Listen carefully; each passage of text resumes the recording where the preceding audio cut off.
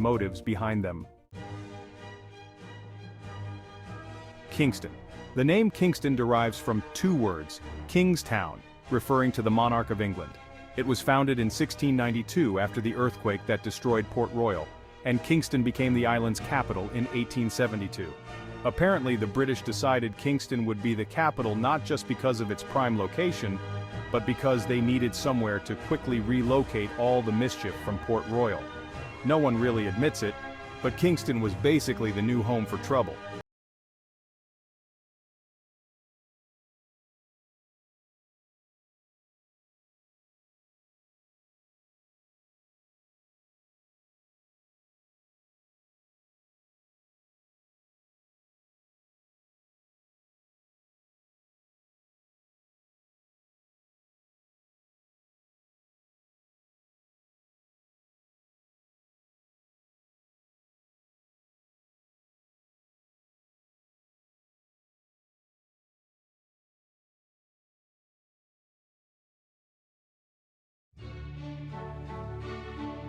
St. Catherine, named in honor of Queen Catherine of Braganza, wife of King Charles II.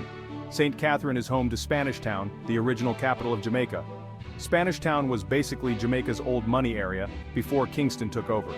The name St. Catherine? Yeah, that was more about making sure folks remembered British royalty were still top dog, just with fewer pirates hanging around. Clarendon, named after Edward Hyde, the first Earl of Clarendon, who was a key advisor to King Charles II. While Clarendon sounds like the name of an elite British prep school, it was actually one big sugar factory. They didn't call it Plantation Central, though.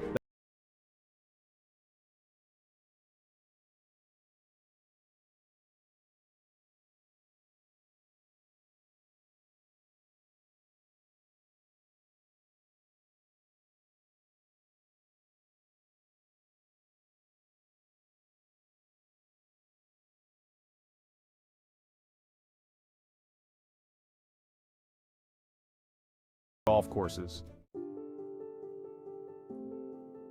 St. Elizabeth, named after Lady Elizabeth Modiford, wife of Sir Thomas Modiford, the island's governor during the late 17th century. St. Elizabeth was the getaway parish for the sugar elites. Lady Elizabeth got the credit, but don't be surprised if it was really Sir Thomas making sure his plantation parties had an air of sophistication, complete with the hidden cost of, enslaved labor. Westmoreland was named by English colonists because it was the westernmost parish of Jamaica at the time of its naming. Westmoreland sounds like something straight out of a medieval fantasy, but really, it was just the colonists running out of ideas. It's the most west, so let's call it Westmoreland. Done. Creative geniuses at work here.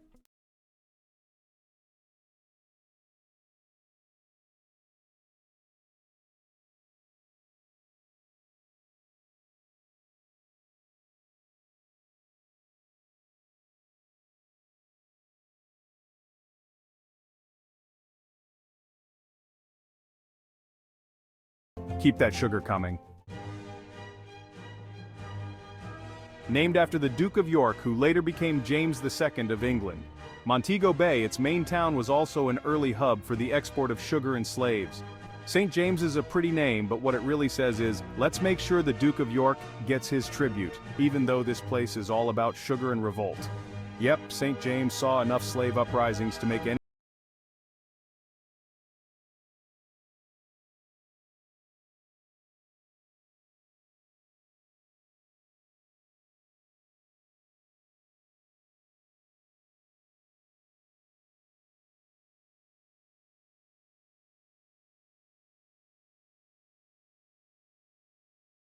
watch that no one asked for. St. Anne, named after Lady Anne Hyde, the first wife of King James II. St. Anne is one of the oldest parishes in Jamaica and is often called the Garden Parish due to its lush vegetation. But what they're not telling you is, Lady Anne probably never set foot in St. Anne, but they slapped her name on it like a discount tag.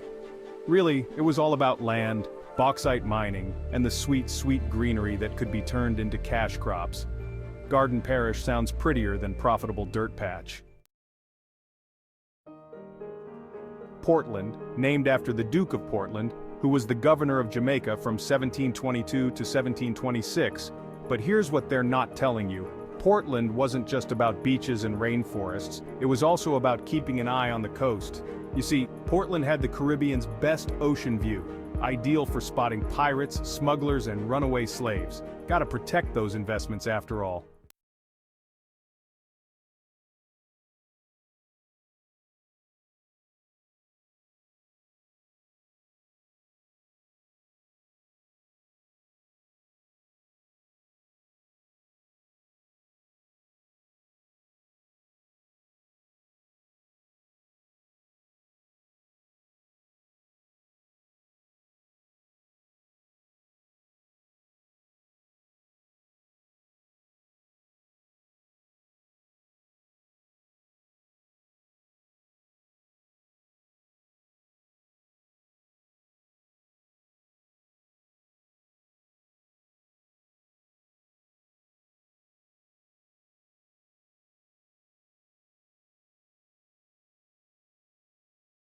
Here, even if everyone's revolting.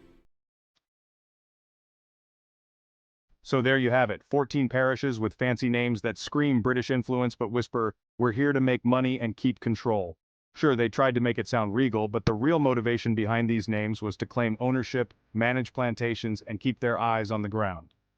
Now that we've cracked the code, next time you're driving through St. Elizabeth or lounging in Hanover, you'll know the story behind the name isn't quite as noble as it seems.